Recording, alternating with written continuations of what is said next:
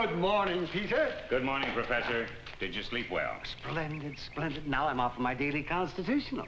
There's nothing like a little exercise to strengthen the metatarsals and stimulate the tibia and expand the sternum. What do you hear from your clavicle?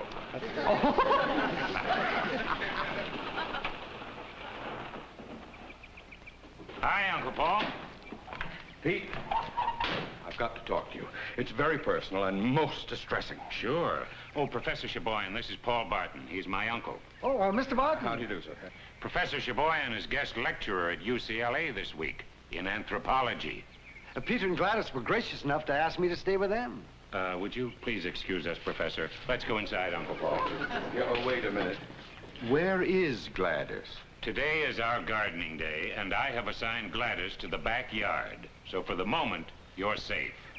I have a strange feeling she'll find me. Oh, no, Uncle Paul. She found me. Turn it off! I just turned it on. Don't argue! Turn it off!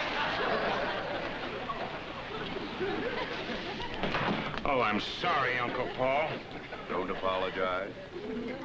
I gambled, and I lost. Why'd you want to water the lawn? What'd you tell me to turn? Oh, hello, Uncle Paul. Good morning, Gladys. Uncle Paul, I'm terribly sorry. You should have let us know you were coming. Why? So you could have planned something more ghastly? I'm not safe in the house. I'm not safe outside the house. In the house, it's doors, bowling balls, and what have you. Outside, it's Niagara Falls. Gladys! Uncle Paul, please, come inside. Yes, we don't want you to catch cold, Uncle Paul. With you nearby, it could be pneumonia!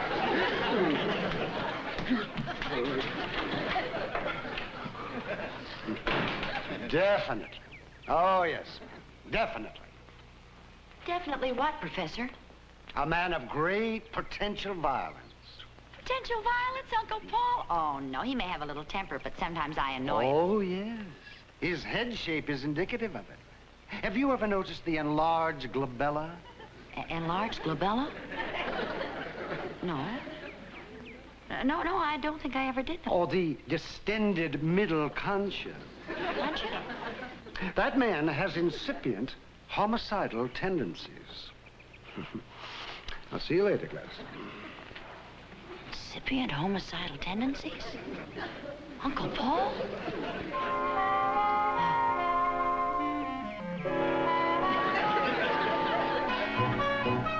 I'll have your pants ready in a minute, Uncle Paul.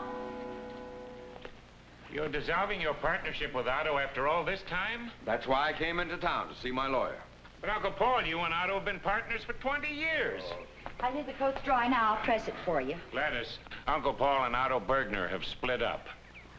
What? Uncle Paul? After 20 years? What happened? Look, what happened is my business and no one else's, and I don't want to discuss it with anybody. But Uncle Paul... And I don't want to hear his name again. The very mention of it makes me burn. I believe it. I can almost smell him burning. I smell something burning. Gladys, are you cooking wool? Oh, my gosh! Uncle Paul's pants! Give me my coat!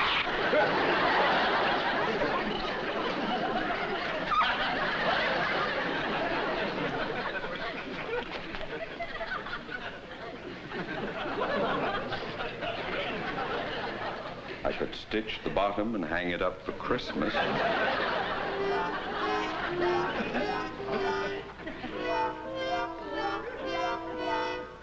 My favorite suit, imported from Italy.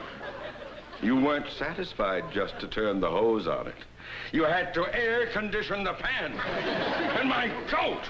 I might have used that for a sports jacket, but you had to tear the sleeve off it. Well, let's do a good job of it. Let's really tear it apart. Let's have some fun with it. Let's do it upright. There! Give me those pants! Give me that! There! Anything you can do, I can do better! Oh, please! You're quivering! Come on up.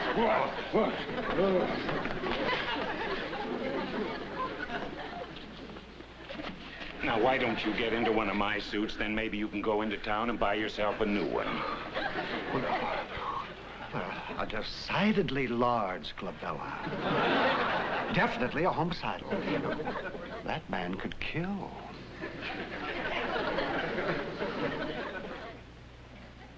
Oh, Peter, see, I have a favor to ask. I must get over to the university, but my car won't start. Now, I wonder if I could use yours.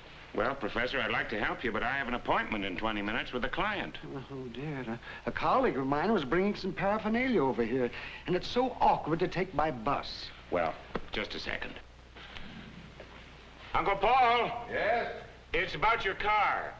Gladys set it on fire? No, the professor wants to borrow it if you're not going to use it. Where would I be driving in my underwear? Keys are in the ignition.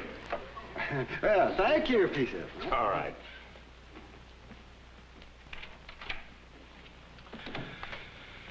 Gladys. Pete, I'm worried about Uncle Paul. I never saw him so violent before. Well, he was almost homicidal. Well, you antagonize him. I antagonize you, too, but you don't throw a tantrum. I've lived with you for 9 years. I'm conditioned. Well, maybe I have been a little rough on Uncle Paul. You suppose I could do something nice and make up for it, Pete? Gladys, just keep out of his way. Well, I was thinking, maybe he's upset like that because he's really unhappy about Otto Bergner. Why don't I call San Diego and see if I can get Otto Gladys, Bergner to keep make up with out of Uncle Paul's affairs. But, Pete, I know that deep down inside Uncle Paul is unhappy. Out. So, just a phone call. O-U-T. Well, what harm can it do, Pete? Gladys, I don't have time to argue. I have an appointment. You don't make any phone calls. Is that clear? That's clear. Is that agreed? It's agreed.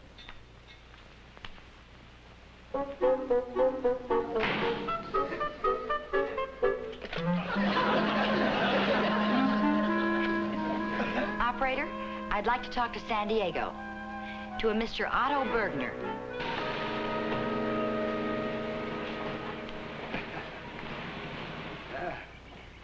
Hello, Professor Sheboygan. Dr. Hope, it's so nice of you to put yourself out for me. Not at all.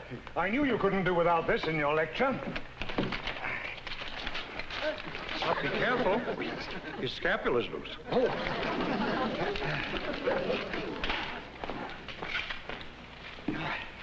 If you would just open the back for me, Doctor. Good.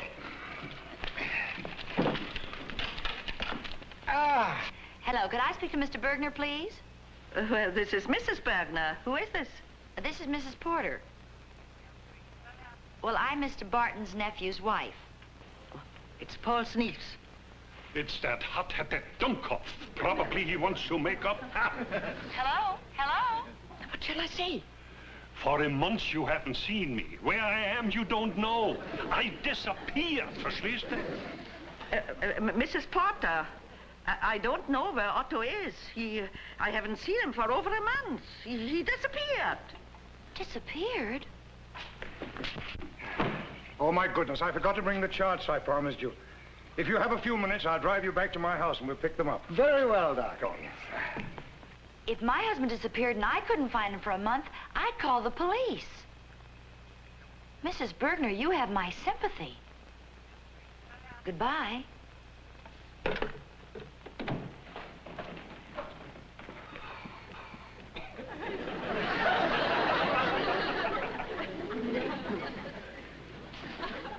Oh, Pete's suit looks good on you, Uncle Paul.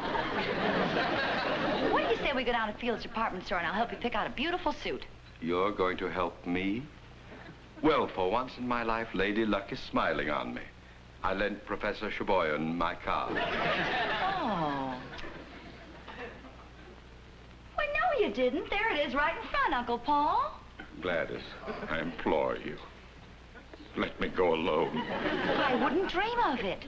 It's all my fault, Uncle Paul, and I want to make sure you charge your new suit to our account. Gladys, I'll buy you some perfume if you let me go alone. Don't be silly, Uncle Paul. It's no trouble at all. I have a lot of other things I have to pick up anyway. I'll go up and change. I'll be right down.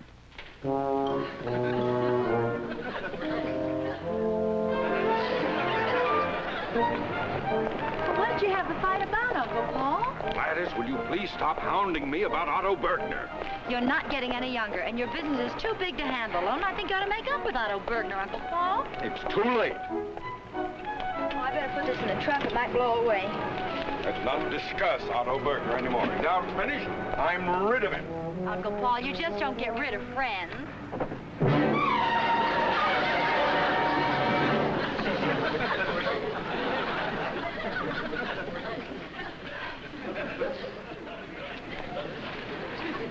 All right, Gladys, get in the car.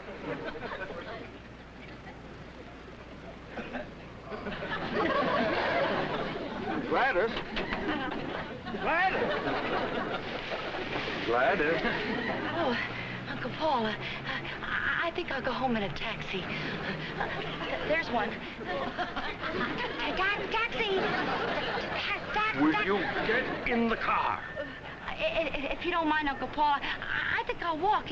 It's only 4 miles. Gladys, will you please get in the car? The car's a little crowded for 3 people. 2 people, Uncle Paul. Taxi! What is the matter with you? Taxi!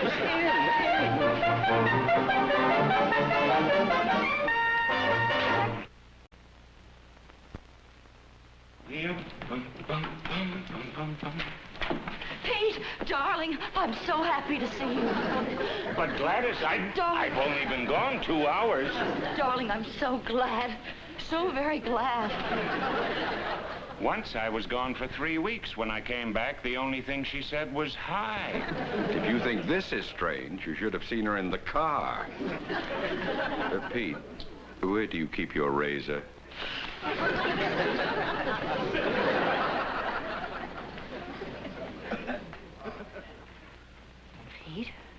Pete, I have to tell you something. It's going to be a terrible shock. Come on in the living room. Sit down, Pete.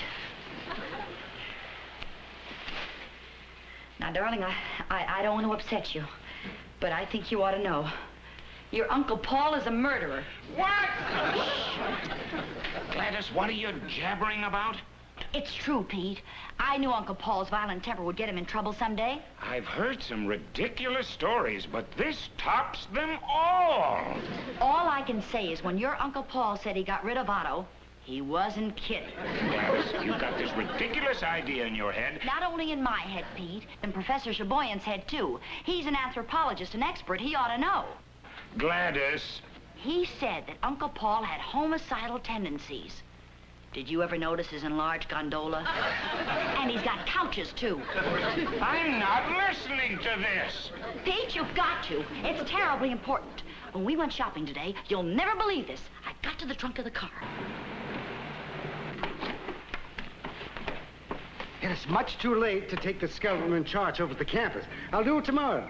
But thank you again, Dr. Holbrook. My pleasure, Professor.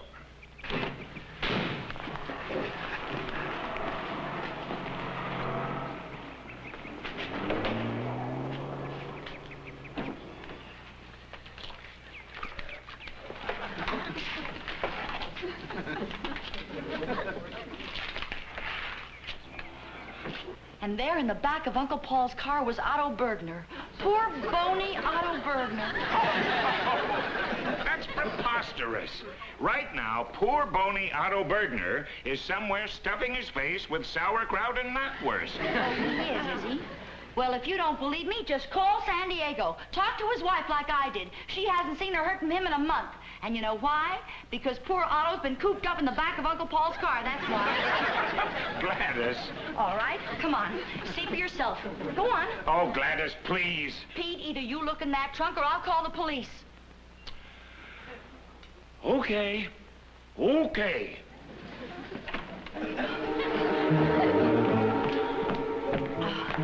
Pete, wait till you see it. It's horrible.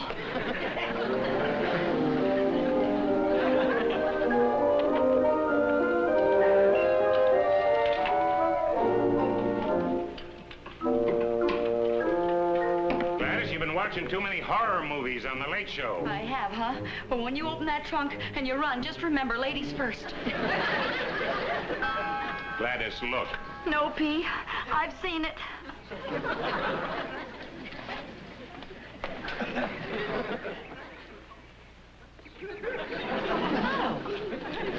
Otto, where are you? Oh, Pete. Pete, he was in there, believe me. Of course he was. He had a double date with Boris Karloff. I know what happened. Uncle Paul knows that I know. So he removed Otto. Gladys, I've had enough. I'm calling the police. Listen, Gladys, you're not calling the police. We're not even going to mention one word of this to Uncle Paul. He'll think we're a couple of kooks and he'll never visit us again. Now, come on in and fix dinner. Pete, listen, I just figured it out. Uncle Paul knows that I know. That makes me an eyewitness. The only eyewitness. And you know what happens to only eyewitnesses. Gladys. I'm next on his list. Oh, for heaven's sake. I thought I'd cook dinner tonight. Oh, you don't have to. Gladys will whip something up. Oh, no. I enjoy cooking. I have a certain pride in my culinary art. And tonight, I'm going to make a special dish for Gladys. Oh, what kind of a dish? So you'll see. I only do it for certain people. This specialty of mine will knock you dead.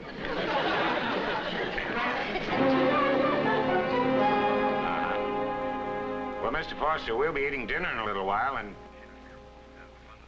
Well, why don't I come over about 8 o'clock? Oh, you're taking the 8 o'clock plane. Well, in that case, I'll leave right now. Goodbye, Mr. Foster. Pete, you're not leaving this house. Honey, Mr. Foster's going to Europe tonight, and he wants to take out a $100,000 policy before he goes. You're not leaving me alone with him. You heard what he said. He's making me that special dish. Yeah, be sure to get the recipe. I'm afraid. Afraid of Uncle Paul? Lovable, big-hearted Uncle Paul? Listen, Gladys, when I was a kid, we came across a bobolink with a broken wing. Uncle Paul gently picked up this poor little bobolink, made a splint out of a toothpick, and drove the bobolink 10 miles to a veterinarian. That's the way those kind of people are. Schizophrenic. Good for bobolinks, bad for people. Gladys, I can't keep Mr. Foster waiting. Pete, don't go. Goodbye, honey. It may really be goodbye this time. Darling, there's something you ought to know. I have $42.80 in a shoebox. I've been saving it up for a sports jacket for you for your birthday. When you buy it, think of me, will you? Oh, Gladys, come on. Pete, you need a wife. Don't wait too long before you marry again. Well, you're just being ridiculous. If it'll relieve your mind, you're not alone with Uncle Paul. Professor Sheboygan is here with you. Oh, that's right. Sure. Now, do you feel better? Oh, yes, a lot. Now, may I go? Uh-huh. But hurry back.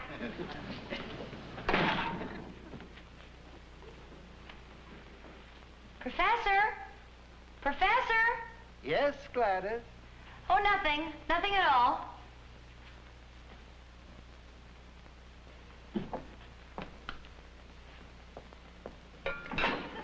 Gladys, why don't you run along? I wanted this to be a surprise for you. Oh, well, I just thought I'd let you know that Pete isn't dining with us tonight. Oh, really? Yes, he had an emergency call from a client. Well, in that case, we'll have a cozy little dinner for two. For three. You forgot the professor. He eats with us all the time. He'll be sitting at that table every minute. You will? Yes, and don't let his size fool you. He's very strong. He took a sabbatical in Tokyo. He knows judo. Judo, eh? Also karate. Karate? Oh, something everyone should learn. You never know when you may have to defend yourself in a dark alley some night.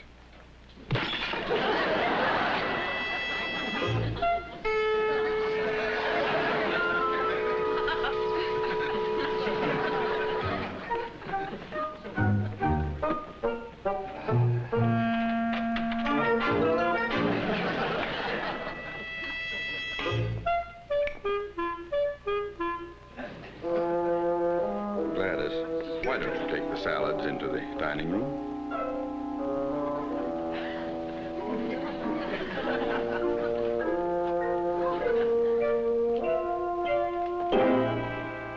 Professor! Dinner! Professor! Oh, my dear, won't you sit down? Allow me.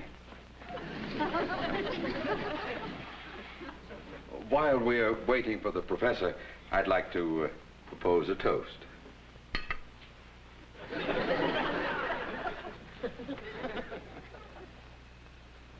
A toast, my dear, to the future, wherever we may be.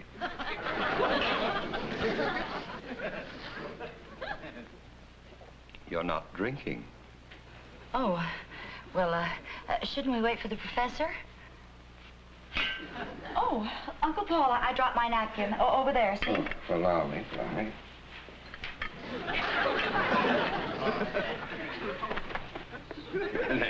Thank you. Now, where were we? Oh, we were going to propose a toast. Yes. Mm-hmm. To the future, wherever we may be.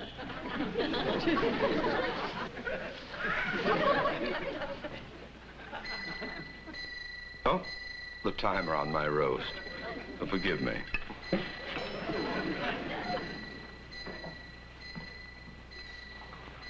Professor! Professor! Professor! Professor!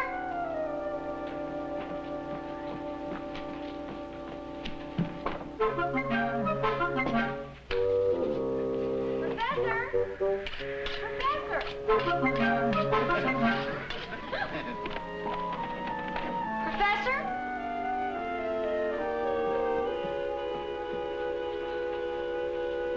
Professor, it's time.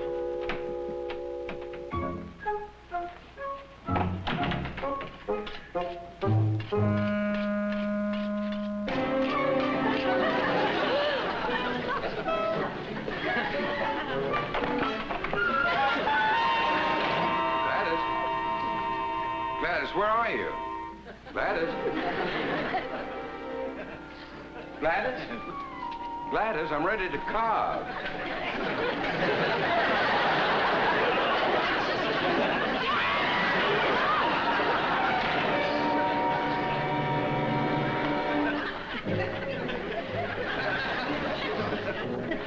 Uncle Paul? Please, Uncle Paul? Oh, whoever you are, am I glad to see you. Paul's partner I am, Otto Bergner. Otto Bergner? Oh, you can't be Otto Bergner. He's an heir. You don't even look like Otto Bergner.